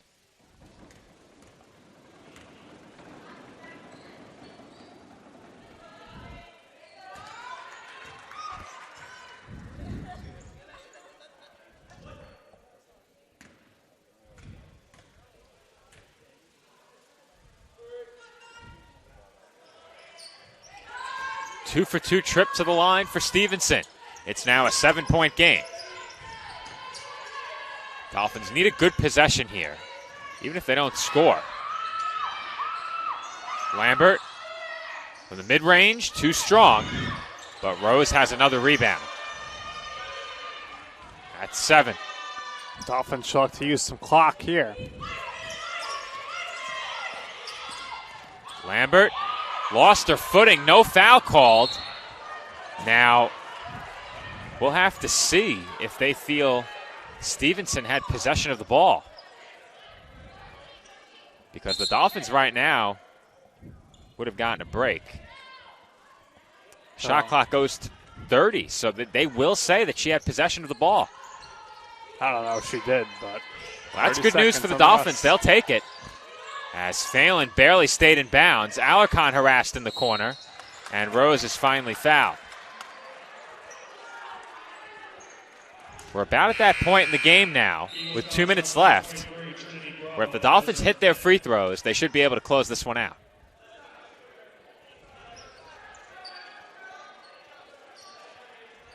As I mentioned before, as of late, Rose has shot well from the line, but on the season, just 60%.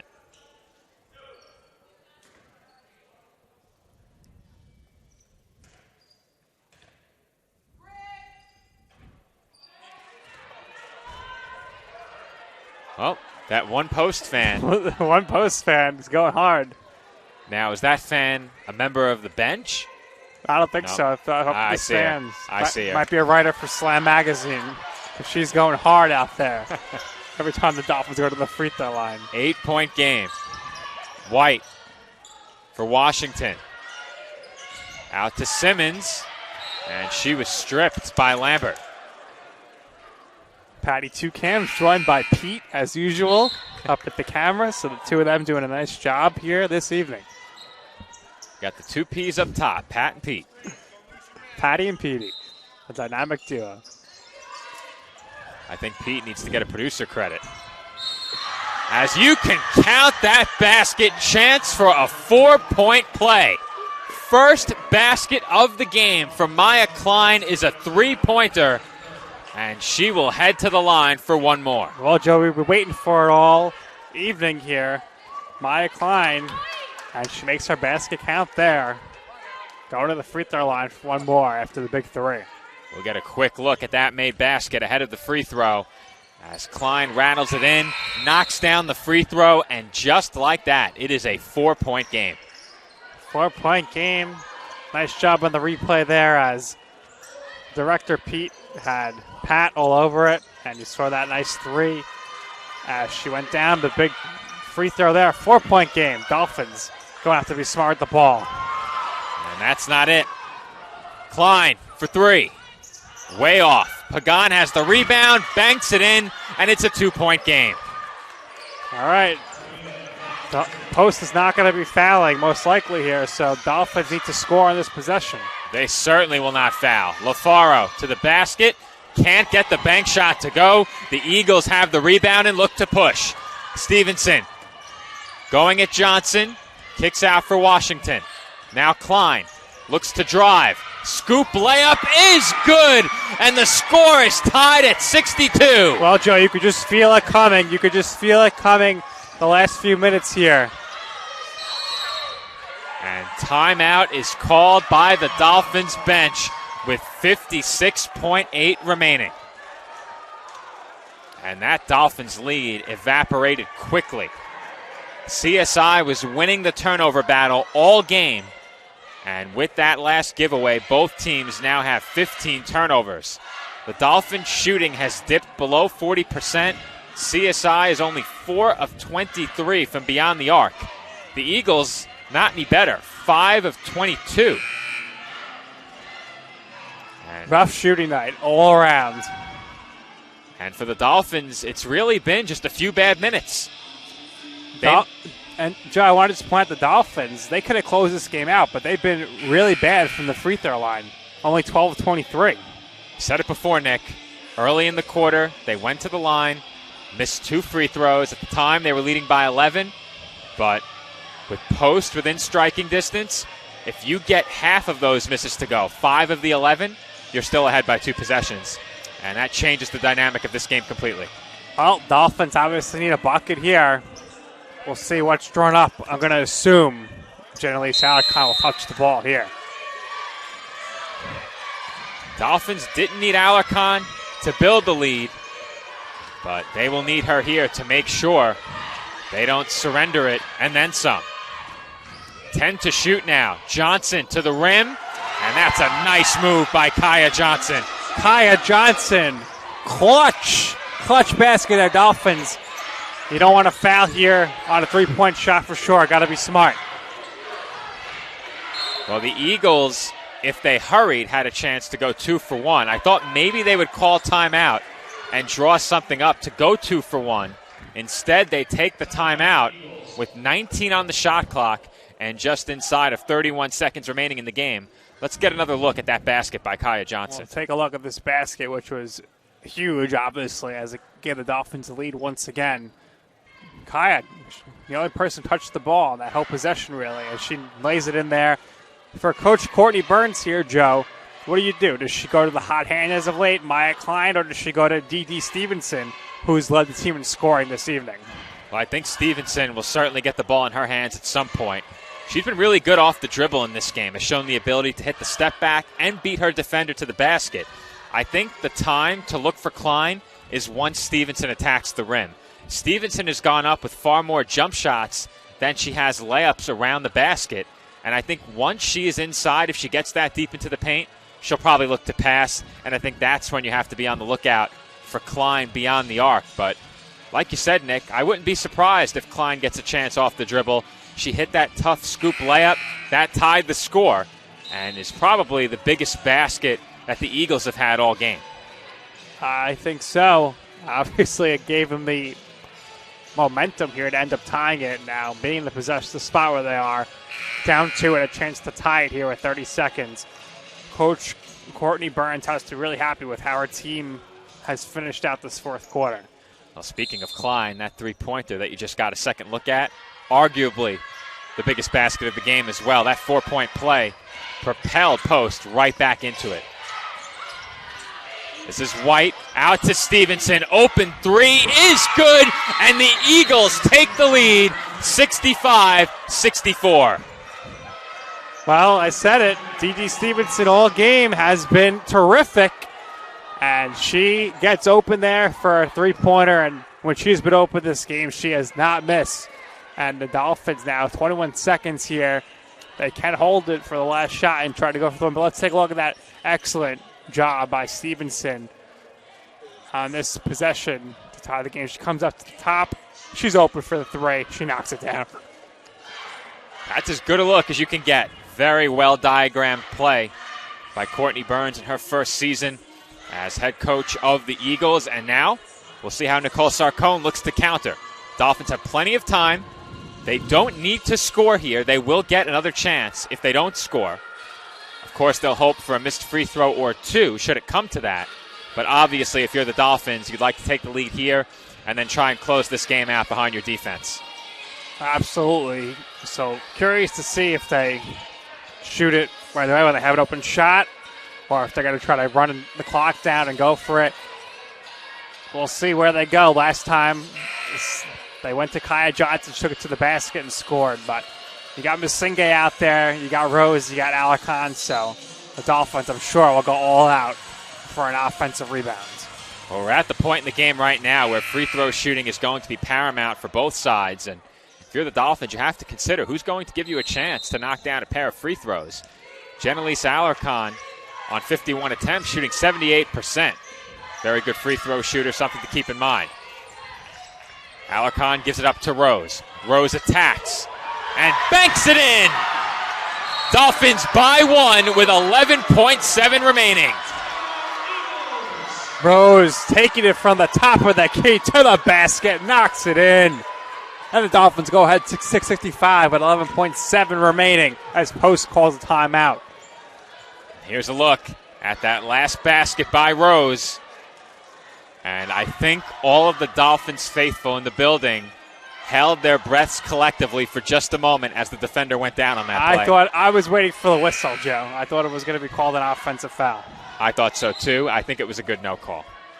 I don't think Rose lowered the shoulder into contact, but we'll get one more look at it. I think that's a good no call. If we had gone back to replay on that one and looked at it again after it was called a foul, I think we would have had a very demonstrative reaction. Good job by the refs. Job well done. We like to credit the officials whenever we can. All right, well, what the Dolphins here, I think they got to be on D.D. Stevenson here, like white on rice, because you don't want to get for any open lane here for a shot. Feed inside for Pagan, tipped by Masinga. And we've lost our camera feed. Boy, oh boy. I'm going to have to leave the broadcast to film the rest of the game. That's not it, Nick. The battery on the receiver is gone. All right, well, I'm going to step over to the side Nick, cam. We're going to go to the alternate camera. As Washington rattles in the jumper, and we apologize for missing it. Nick behind the camera, 2 seconds to go. Phelan stumbles up the floor, and that will do it. As the Eagles hold on behind a game-winning basket from Roxkel Washington, and the Dolphins lose a heartbreaker.